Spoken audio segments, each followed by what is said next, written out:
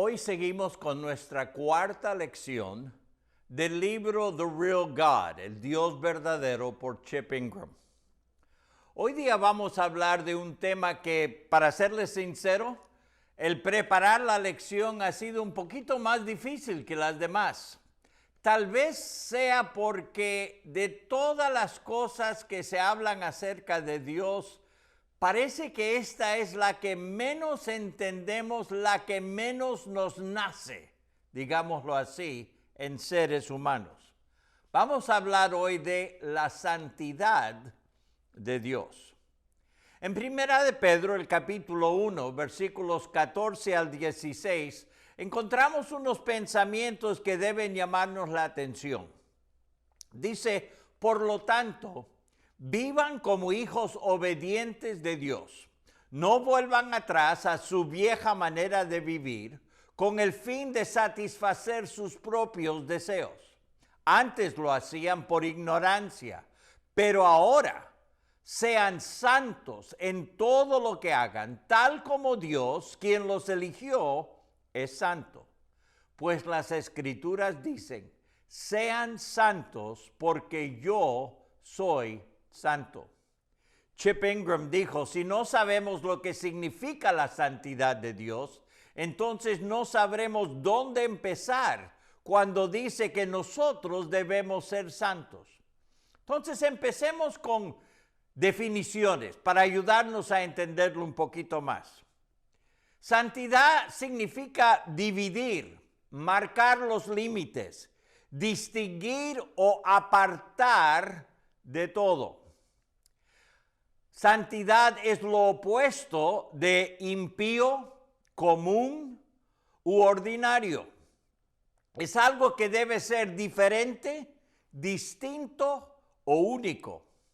Viene de algo completo, sano, alegre, acertado, entero y sin mancha. Y ha llegado a significar espiritualmente puro, sagrado, sin mancha del mal, sin pecado. Cuando ésta se aplica a Dios, la santidad es lo que lo divide o lo separa a Él de todos y de todo lo demás. Es parte de su naturaleza y carácter que hace que Él sea diferente, distinto y único de toda cosa creada en el universo. En la palabra de Dios, cada vez que vemos que alguien tuvo un encuentro con Dios, parece que la santidad de Dios fue lo que tuvo el mayor impacto. En Éxodo el capítulo 3, y les invito a abrir sus Biblias y vamos a ver varios pasajes hoy. En Éxodo el capítulo 3 encontramos que Moisés ahora tiene como 80 años. Los últimos años él ha estado pastoreando los rebaños de su suegro. Y dice el capítulo 3, versículo 1 de Éxodo, cierto día Moisés se encontraba apacentando el rebaño de su suegro Jetro, quien era sacerdote de Madián. Llevó el rebaño al corazón del desierto y llegó a Sinaí, el monte de Dios. Ahora paremos aquí un instante. En esas alturas, Sinaí no era el monte de Dios. Habla de ello como el monte de Dios debido a lo que Dios hizo años más tarde, dando los 10 mandamientos, etcétera, a Moisés. Pero en este momento era solamente un monte en el desierto. Dice el versículo 2, allí el ángel del Señor se le apareció en un fuego ardiente en medio de una zarza. Moisés se quedó mirando, lleno de asombro, porque aunque la zarza estaba envuelta en llamas, no se consumía. Esto es increíble, se dijo a sí mismo. ¿Por qué esa zarza no se consume? Tengo que ir a verla de cerca. Cuando el Señor vio que Moisés se acercaba para observar mejor, Dios lo llamó de en medio de la zarza. Moisés, Moisés. Aquí estoy, respondió él. No te acerques más, le advirtió el Señor. Quítate las sandalias, porque estás pisando tierra santa. Yo soy el Dios de tu padre, el Dios de Abraham, el Dios de Isaac y el Dios de Jacob. Cuando Moisés oyó esto, se cubrió el rostro porque tenía miedo de mirar a Dios. Ahora miren aquí un instante. Nosotros vemos que cuando Moisés se iba acercando a esta zarza ardiente, que Dios le habló y le dijo, no te acerques más, quítate las sandalias porque estás pisando tierra santa. Ahora déjenme decirles, este lugar era un lugar cualquiera en medio del desierto. Pero la diferencia es que cuando Dios se presenta en un lugar, ese lugar se convierte en un lugar santo. Cuando nosotros entramos en conciencia de la presencia de Dios, ese lugar llega a ser un lugar santo porque Dios estaba allí. Tal como Jacob, cuando él fue y estuvo acostado, encontró un lugar para dormir y él se echó, tomó una piedra para usarlo como almohada y tuvo ese sueño de la escalera al cielo. Él tuvo conciencia de Dios y ese lugar llegó a ser un lugar santo. ¿Por qué es importante esto? Porque la santidad nos afecta donde sea que nosotros estamos cuando Dios se hace presente. Esto nos lleva a otro pasaje, en Isaías el capítulo 6.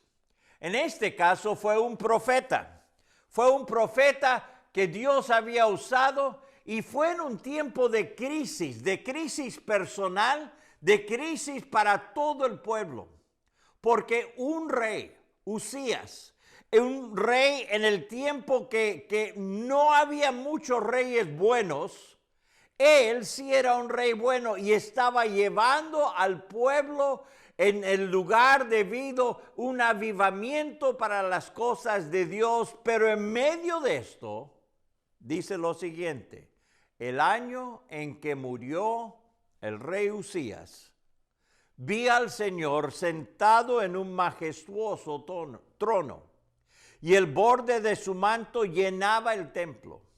Lo asistían poderosos serafines, cada uno tenía 6 alas. Con 2 alas se cubrían el rostro, con 2 se cubrían los pies, y con 2 volaban. Se decían unos a otros: Santo, Santo, Santo es el Señor de los ejércitos celestiales. Toda la tierra está llena de su gloria. Sus voces sacudían el templo hasta los cimientos y todo el edificio estaba lleno de humo.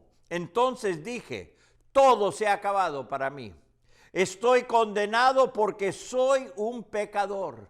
Tengo labios impuros y vivo en medio de un pueblo de labios impuros. Sin embargo, he visto al Rey, el Señor de los ejércitos celestiales. Entonces uno de los serafines voló hacia mí con un carbón encendido que había tomado del altar. Con él tocó mis labios y dijo, con el carbón que había tocado: ¿ves? Ahora tu culpa ha sido quitada y tus pecados perdonados.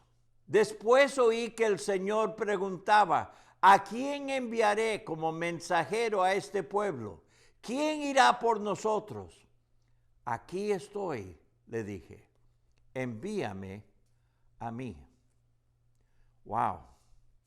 Este encuentro fue aún más impresionante, digámoslo así, que el encuentro que tuvo Moisés.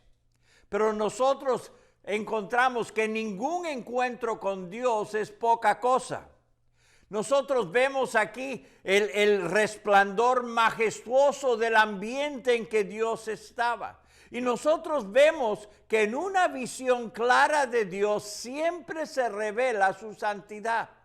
Los que estaban alrededor del trono decían: Santo, Santo, Santo es el Señor de los ejércitos celestiales.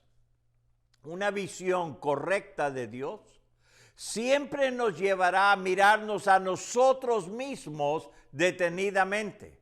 ¿Se acuerdan que Moisés, cuando se dio cuenta que estaba hablando con Dios, qué hizo? Se cubrió el rostro. En este caso, nosotros vemos que él empezó a mirar hacia adentro y vio su propio pecado. Isaías exclamó y vio la gran diferencia entre la santidad de Dios y la realidad de su propia vida.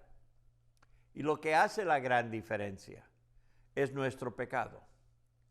Pero cuando recibimos su gracia, acuérdense, el ángel le dijo, ahora tu culpa ha sido quitada y tus pecados perdonados. Cuando nosotros hemos recibido el perdón de nuestros pecados por medio de Cristo Jesús, nos daremos cuenta que en respuesta a ello, nuestra vida debe ser una vida de sencilla obediencia a Él. Jesús o Dios dijo, ¿quién irá por nosotros? ¿Quién irá a mi pueblo? ¿Quién me representará? Isaías levantó la mano y dijo, aquí estoy, Señor. Envíame a mí. El propósito de nuestra vida es cumplir los propósitos de Dios. Para eso estamos. Una vida de santidad es una vida que está apartada para cumplir lo que Dios quiere que se logre aquí en la tierra. En 1 Corintios, el capítulo 6 y el versículo 19 nos dice, ¿no se dan cuenta de que su cuerpo es el templo del Espíritu Santo, quien vive en ustedes y les fue dada por Dios? Ustedes no se pertenecen a sí mismos, porque Dios los compró a un alto precio. Por lo tanto, honren a Dios con su cuerpo. Nosotros encontramos que cuando nosotros tenemos una mirada correcta arriba, donde está Dios, al Padre Celestial, eso nos llevará a mirar hacia adentro y ver nuestro pecado y admitir nuestro pecado y arreglar nuestro pecado con Él para que entonces miremos de ahí hacia afuera. Noten, una mirada hacia arriba nos lleva a una mirada hacia adentro, lo cual de ahí nos lleva a una mirada hacia afuera.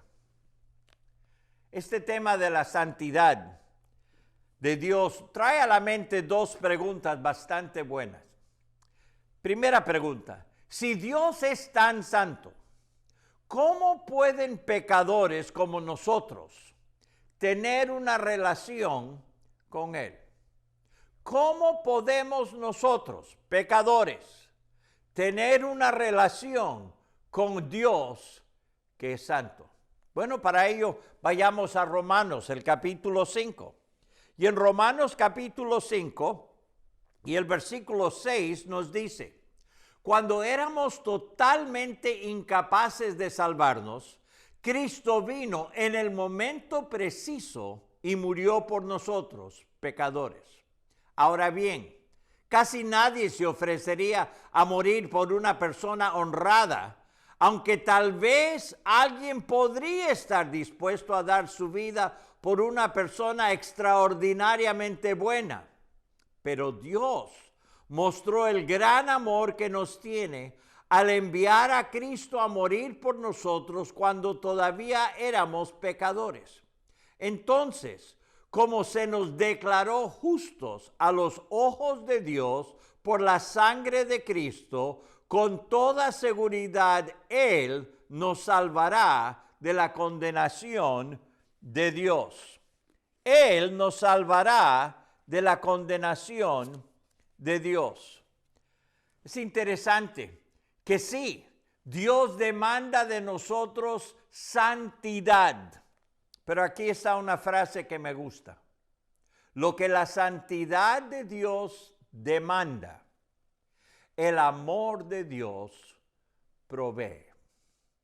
Él nos provee la manera de obtener la santidad que Dios exige de nosotros. Lo cual nos lleva a la segunda pregunta. Si Dios declara que soy santo debido a Cristo y he recibido a Cristo como mi Salvador, ¿por qué sigo pecando? ¿Por qué sigo pecando? Si la santidad de Dios es mía, ¿por qué yo sigo pecando en mi vida? Bueno, es que necesitamos entender algo muy importante y les voy a ser sincero. Al estudiar esta lección, vi algo que me ayudó a mí a entenderlo mucho mejor y espero que los ayude a ustedes. Primero, se me declara santo. A esto llamamos santidad posicional, o la palabra grande que se usa en ambientes de la iglesia son justificación. La Biblia habla de que somos justificados, que estamos en una relación correcta con Dios. Esta justificación es algo declarado. Yo no me lo merezco, pero Dios, porque he aceptado a Cristo, Él me lo da, soy justificado. Por ejemplo, cuando mi esposa y yo salimos y compramos una casa, firmamos una cantidad de papeles. Y al final de firmar todos esos papeles, me acuerdo que la señora dijo, ahora ustedes son dueños de casa. Bueno, sí, éramos dueños, éramos responsables, pero la verdad es que el banco era más dueño que yo. Pero ahora viene el segundo paso. Y el segundo paso es este. Llego a ser más y más santo conforme sigo a Jesús, conforme obedezco a Jesús, conforme yo permanezco en Jesús, yo voy siendo más y más santo. A esto se le llama santidad progresiva o santificación.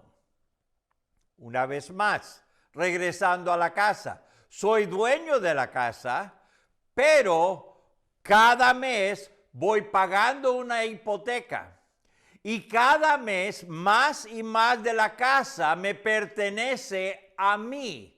Es algo progresivamente que va mejorando. Este es el tema, esto es el nivel en que todos nosotros que conocemos al Señor y estamos andando todavía en este mundo, estamos en esta etapa de santificación. Pero llegará un momento cuando dejaremos este mundo y nos presentaremos ante Dios porque o bien hemos muerto o porque Él regresó y nos llevó a estar con Él. Cuando estemos en su presencia, llegaremos a ser completamente santos. Esto es lo que la Biblia llama glorificación. Tenemos justificación, santificación y glorificación. Según vi en mis papeles, me faltan todavía unos 5 años. Pero en unos 5 años va a llegar un día cuando yo pago la última parte de la hipoteca que saqué hace varios años. Y cuando haga ese pago, toda la casa me pertenece a mí. Cuando yo llegue a la presencia del Señor, cuando usted llega a la presencia del Señor, usted será completamente santo. Justificación, santificación, glorificación. Y todo lo que Jesús empezó a hacer en nosotros, nos dice el libro de Filipenses, Él lo terminará, Él lo cumplirá.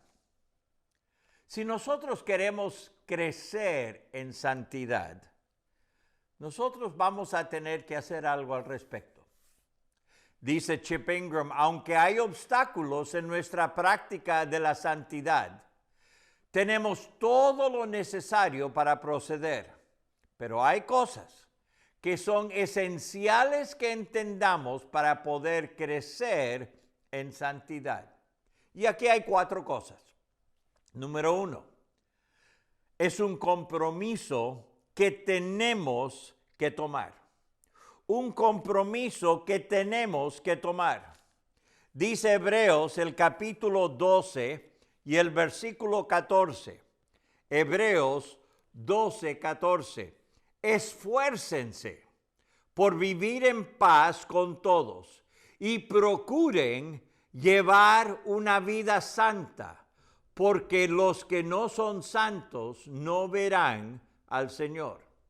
Noten 2 palabras ahí. Dice esfuércense, procuren. El ser santos es algo que requiere esfuerzo, trabajo o diligencia de nuestra parte. Déjenme hacerle esta pregunta. ¿Le está dando el mismo esfuerzo o compromiso al ser santo que le da a otras áreas de la vida? Por ejemplo, ¿le da el mismo esfuerzo al ser santo a lo que le da en su trabajo para crecer, para ganar más dinero, para subir en el trabajo? ¿Le está dando el mismo esfuerzo al ser santo en su vida? ¿Le está dando el mismo esfuerzo a la santidad de lo que da en ser buen padre, buena madre, buenos esposos? ¿Está usted dándole el mismo esfuerzo? O tal vez le está dando usted el mismo esfuerzo a la santidad que le está dando a tener buena salud. Cuando nosotros nos ponemos a dieta, cuando nosotros empezamos un régimen de ejercicio, en todas estas áreas requiere compromiso, requiere diligencia, requiere que sigamos adelante. Pero muchas veces estamos más dispuestos a poner el esfuerzo en esa área que en el área de la santidad. Tal vez la oración que todos debemos hacer es esta: Señor, voy a comprometerme a tratar con cualquier cosa que hace que yo sea menos puro o agradable a tu vista. Quiero ser un creyente que refleja tu santidad en mi vida. Es un compromiso que tenemos que tomar. Pero segundo, es una manera en la que tenemos que pensar. Respondiendo a la santidad de Dios requiere una nueva manera de pensar en nuestra vida. Por eso nos dice Romanos 12:2, no se conformen a este mundo, más bien transfórmense por la renovación de su ¿qué? De su entendimiento. Todo empieza aquí en nuestra manera de pensar. ¿Cómo vamos a cambiar eso? Bueno, todo depende de qué dejamos entrar. Déjeme hacerle esta pregunta. ¿Qué es lo que usted mira? Televisión, computadora, cine. ¿Qué mira? ¿Qué escucha? La música que escucha, las noticias, los programas. ¿Qué escucha? ¿Qué lee? ¿Dónde está poniendo su esfuerzo? Todas estas cosas son medios que entran a nuestra mente. ¿Qué es lo que usted deja entrar a su mente? A través de los diferentes sentidos. En Efesios, el capítulo 4, nosotros vemos que se nos da un entendimiento de lo que debemos hacer en estas áreas. Efesios, el capítulo 4, versículos 17. Pablo escribió estas palabras. Con la autoridad del Señor digo lo siguiente: ya no vivan como los que no conocen a Dios, porque ellos están irremediablemente confundidos. Tienen la mente llena de oscuridad, vagan lejos de la vida que Dios ofrece, porque cerraron la mente y endurecieron el corazón hacia Él. Han perdido la vergüenza, viven para los placeres sensuales y practican con gusto toda clase de impureza. Pero eso no es lo que ustedes aprendieron acerca de Cristo. Ya que han oído sobre Jesús y han conocido la verdad que procede de Él, desháganse de su vieja naturaleza pecaminosa y de su antigua manera de vivir que está corrompida por la sensualidad y el engaño. En cambio, dejen que el Espíritu les renueve los pensamientos y las actitudes. Pónganse la nueva naturaleza, creada para ser a la semejanza de Dios, que es verdaderamente justo y santo. Nuestra nueva naturaleza es una naturaleza que está creada y diseñada para ser justo y santo. Pero tenemos que ponernos eso, tenemos que cambiar nuestra manera de pensar, tenemos que dejar a un lado las otras cosas que nos llevan por esos otros caminos que antes andaban y que todos los demás siguen andando. Pero nosotros debemos cambiar nuestra manera de pensar. Es un compromiso que debemos tomar. Es una manera en la que tenemos que pensar y es un mandato que tenemos que obedecer. En el pasaje que vimos al principio en Primera de Pedro, el capítulo 4, versículo 15, pero ahora sean santos en todo lo que hagan, tal como Dios, quien los eligió, es santo. Pues las Escrituras dicen, sean santos porque yo soy santo. Noten 3 cosas aquí. El mandato, pero ahora sean santos.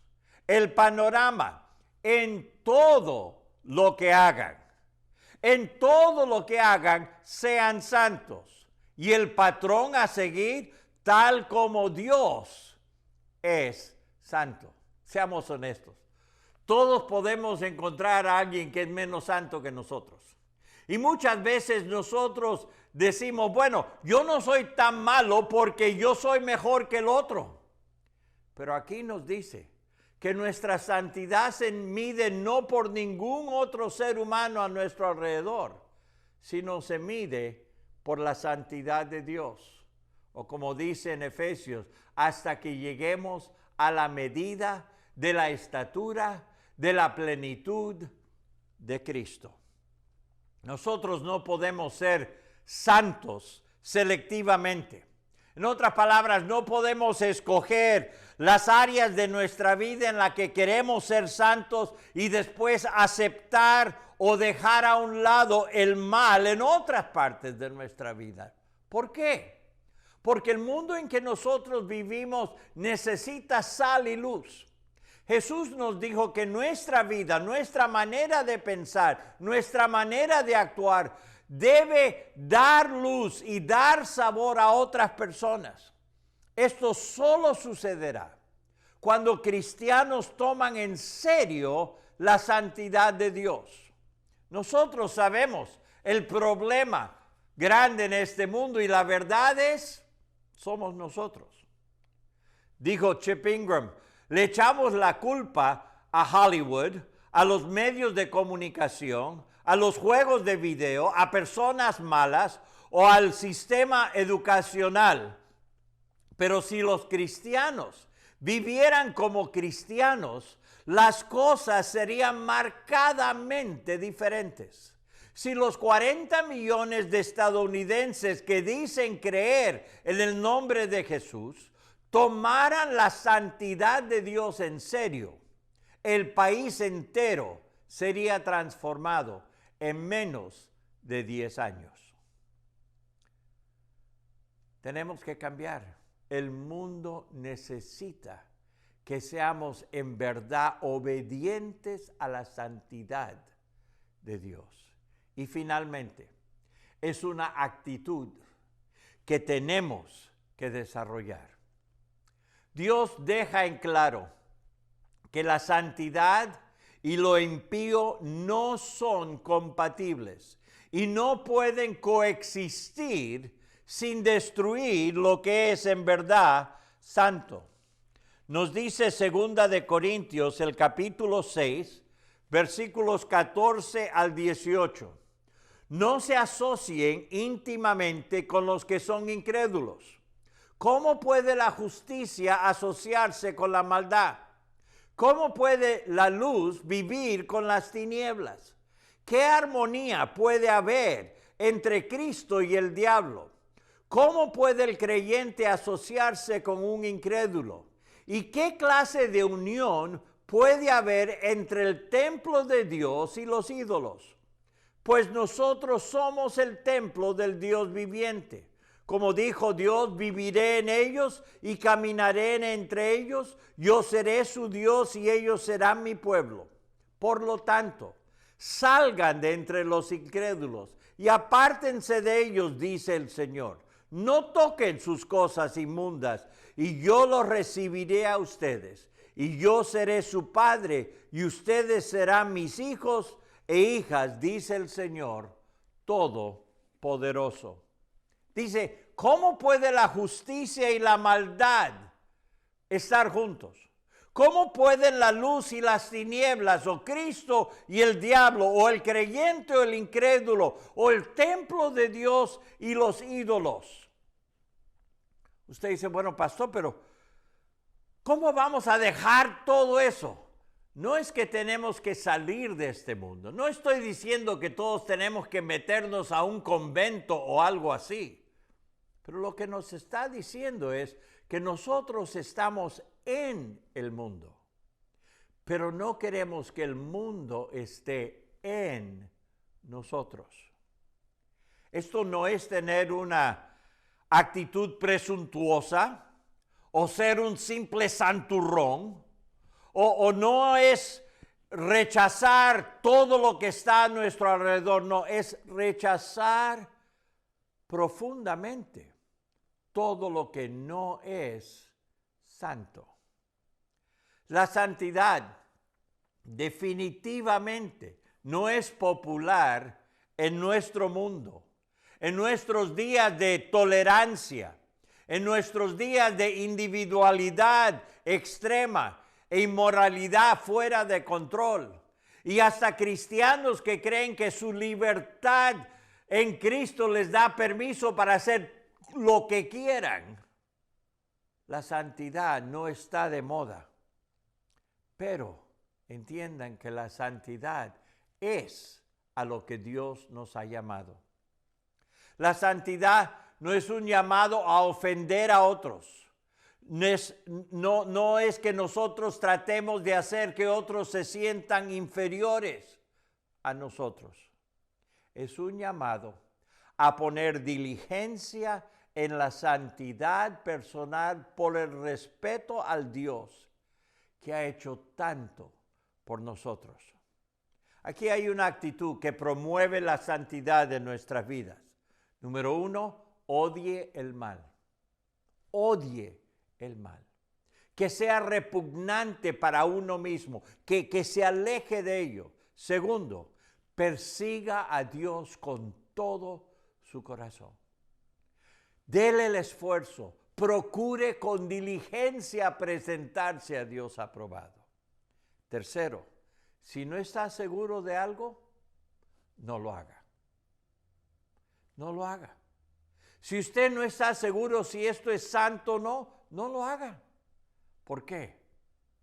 Porque no perdió nada. No perdió nada con no hacer algo para mantener lo que sí sabe, sea santo. ¿Por qué tanto esfuerzo en ser santo? ¿Por qué tanto esfuerzo en la santidad de Dios? Déjeme resumirlo con esta frase. Las mejores cosas de la vida están envueltas en la santidad de Dios. Oremos. Padre, venimos a ti pidiendo, Señor, que tú hagas resaltar en nosotros, tal como lo hiciste en Moisés, en Isaías, y con todos los que tuvieron un encuentro contigo. Haz resaltar en nosotros las cosas que no te agradan. Ayúdanos a ser más y más santos ante tu presencia y a la vista de todos los que nos rodean. Guíanos, Señor, lo pedimos, en tu santo nombre. Amén.